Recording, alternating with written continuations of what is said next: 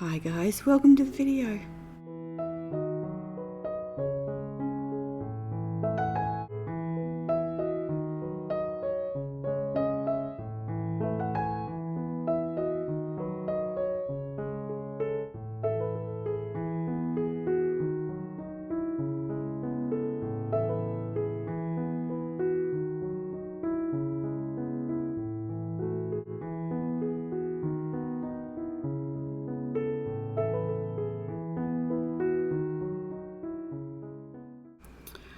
Oh, hi guys, it is such a hot day. I just got in from walking Millie and we were just both waddling around out there in the simmering heat. So I don't know. We'll see how this voiceover goes. But yeah, I wanted to talk to you about a little project, kind of a side project that I've been doing. I don't still have the tulip video ready, but I thought let's jump in and just kind of go through things kind of realistically. I feel like this this year has been a little bit slow with the videos coming, which is just kind of a realistic pace, I guess. So anyway, I have had this kind of a few things that I've been reading, and then they created this little kind of book. I want to kind of talk you through what was going on, and hopefully you will get you inspired to also create one. So this is the first little book that I wanted to show you. It's called an Italian sketchbook, I think that's what it is, and an Italian journey. And yeah, it's just a beautiful sketchbook filled with her sketches and drawings and watercolors and thoughts about Italy. And you could see that some of the pages there weren't finished, and so that was the first thing. And then the next one is this one from Mary Newcomb, and so I've just finished reading this one, and it was kind of part of this whole thinking about what I wanted to do with this sketchbook. So as I'm reading through her words and then what's been written about her work here, so she got a request, I think, from the gallerist to just keep a notebook for a year. And so she did, and it was just a very unassuming notebook, and she only did it for that year. She didn't do it every day, but the insights that she puts onto the page are really valuable and beautiful. And so she sort of talks about what she's seeing in the countryside.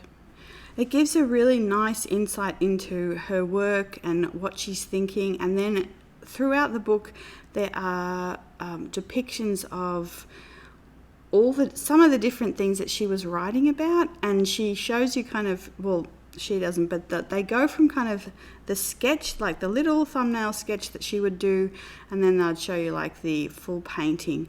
And then they're also kind of just showing you workings and motives and kind of things that kept coming up in her paintings.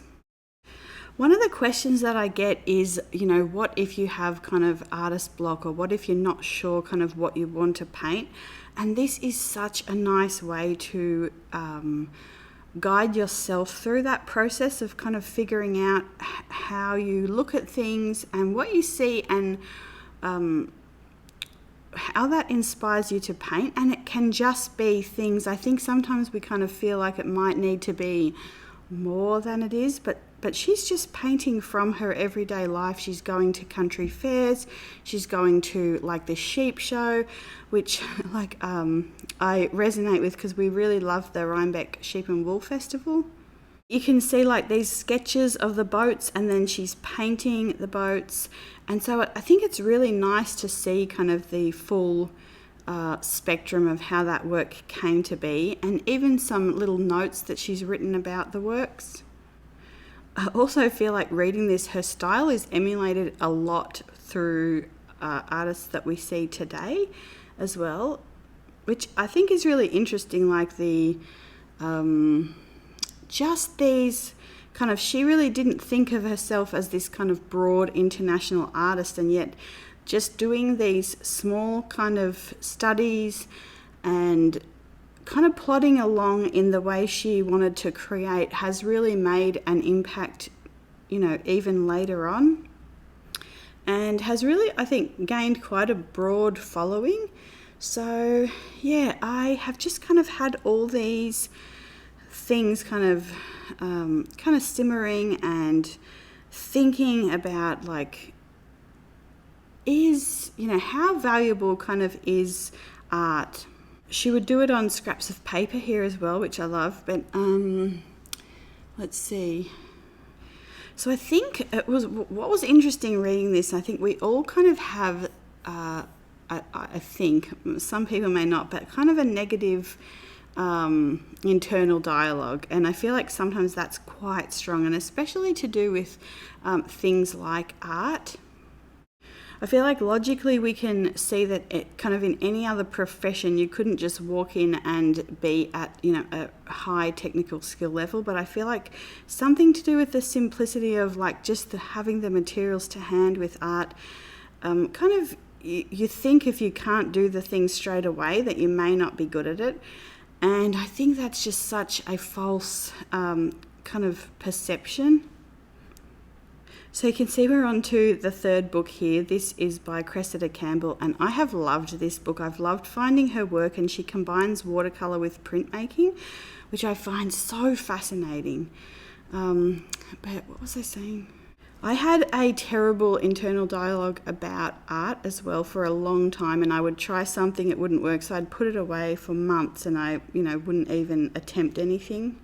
And then slowly I just kind of tiptoe back into it because I just really loved it and wanted to kind of do it. And I just started really slowly with like swatching and colour mixing. So you can see here, so at the back of the book, she goes through the years of her life and like important things that may have happened with regards to her personally, with regards to her art. And so again, it's like this record making and record keeping of your personal journey and kind of how you go about finding inspiration and just things about your day. So this one here, this is what I was reading on my iPad, and I will link this below. This is a Substack post.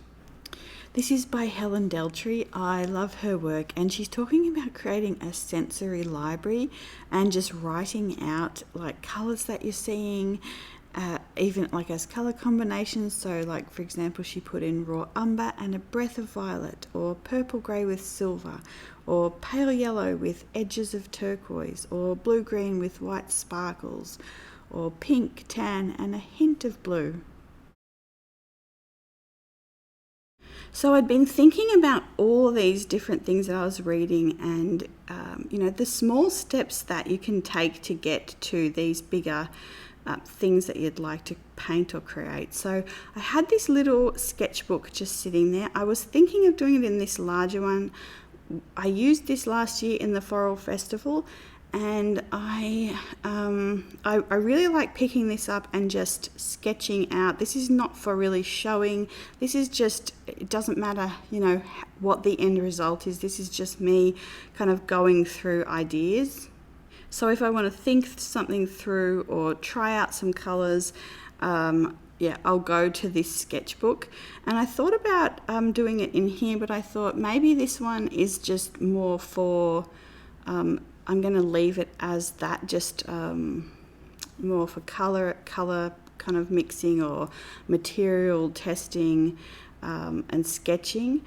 And so what I did is I got the little version of this. This is the Handbook Journal Co. sketchbook. It has the Strathmore drawing paper in it, which is really nice. And so I really like using the warm grey Copic fine liner in here. And I also have another sketchbook. This is the Royal Talons Pink Champagne colourway.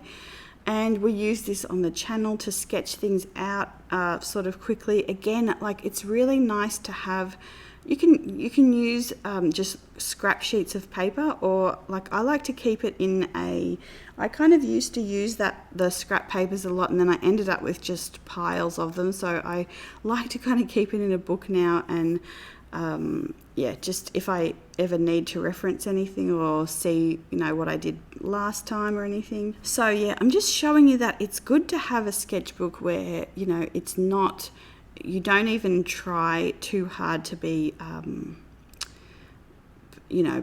some of my sketchbooks, like I'll try actual more painting techniques, like I could do it on a piece of paper, but I still want to keep it in a sketchbook.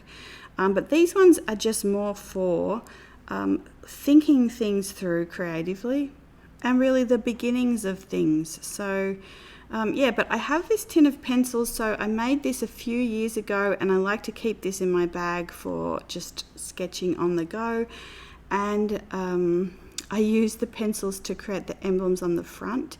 And then I've called it Exquisite Little Renderings, which really is the opposite of what it is. It's just kind of little, and I've kind of given you a few different ideas here. You could call it Glittering Thoughts, or I think I put a few others in here, The Pursuit of Beautiful Things, or let's see, In Search of What Shines. You could just kind of name a little, you just want a little book. It may be a sketchbook you were unhappy with and you put it aside, but something that you can have kind of with you, and just write little parts of what you notice in the days. It's really a little book about noticing, and through noticing, discovering things.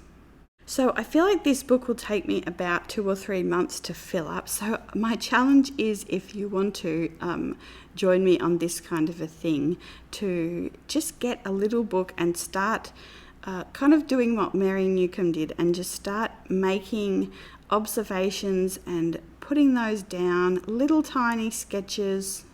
I don't do these on location, and I don't do them like I'm not referencing an image or the object or anything. I'm just kind of doing it from thinking about it. And I think that's also really helpful to kind of bridge what you think of and what you need to see, or like you can kind of think of where you want to go with that. You might go on a train every day, or you might see a certain thing every day, or pass something, and I feel like everyone's life is really important. These little details that create our everyday kind of expanse of what our life becomes, they are really important, and it's really nice to have that kind of thoughtfulness to notice them, to record them. It might just be a colour palette or a colour that you see, or some new materials that you got that you want to swatch. I'm just talking about how hot the day was. Like, it's been so hot this week. I feel like some of you can relate to that, but I'm always looking at the clouds, so I feel like they do feature quite a bit in here.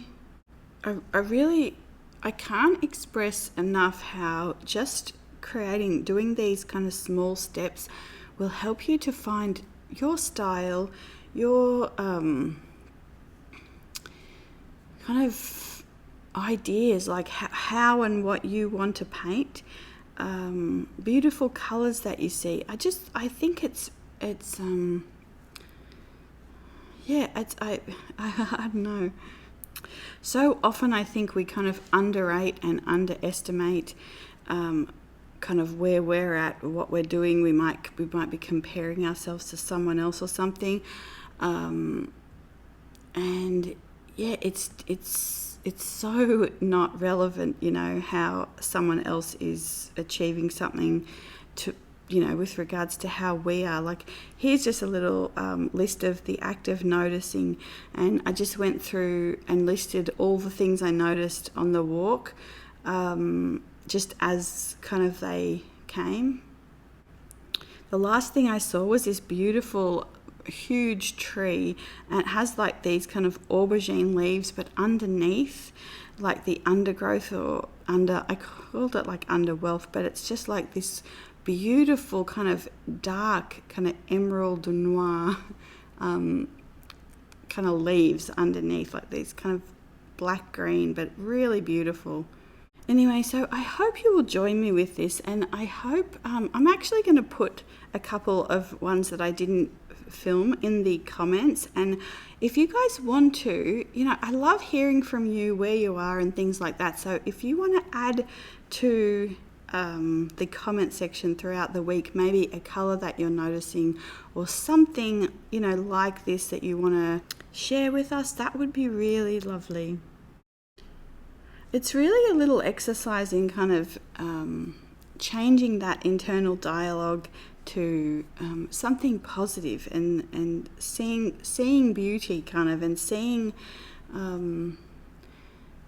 just really things that are meaningful, Like here I've just done really quick damask, and then this one is kind of like an old wallpaper peeling off, and just like what might be little different patterns peeking through the wallpaper. So I'd really actually love to paint a series of paintings like that with just different layers of wallpapers over the years, and how different people have come to decorate the home.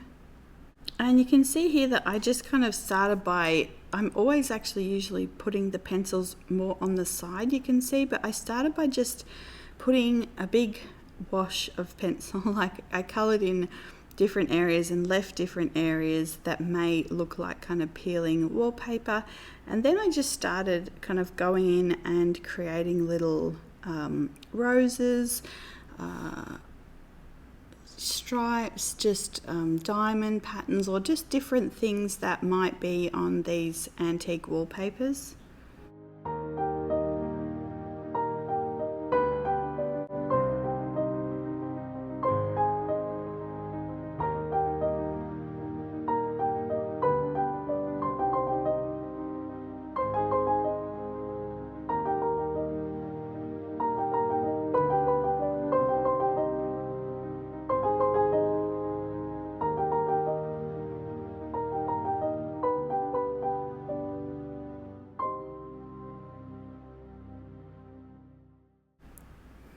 Okay, so this is kind of where I was up to when I filmed this.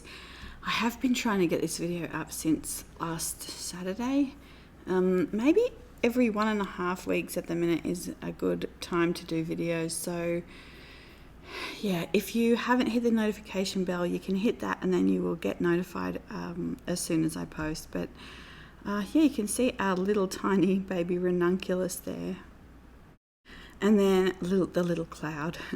But we've also had this little rabbit that keeps coming. So these are the peonies that we planted last October. They're coming along. And this little rabbit can pretty much fit in your hands. It's so cute, but it's just always coming there. And it's basically been eating all our hollyhocks and things that we've been waiting for to grow. So, oh dear. Anyway, don't forget, if you want to add to the comment section and let us know something about some colours in your day-to-day. Okay, I'll see you soon. Bye.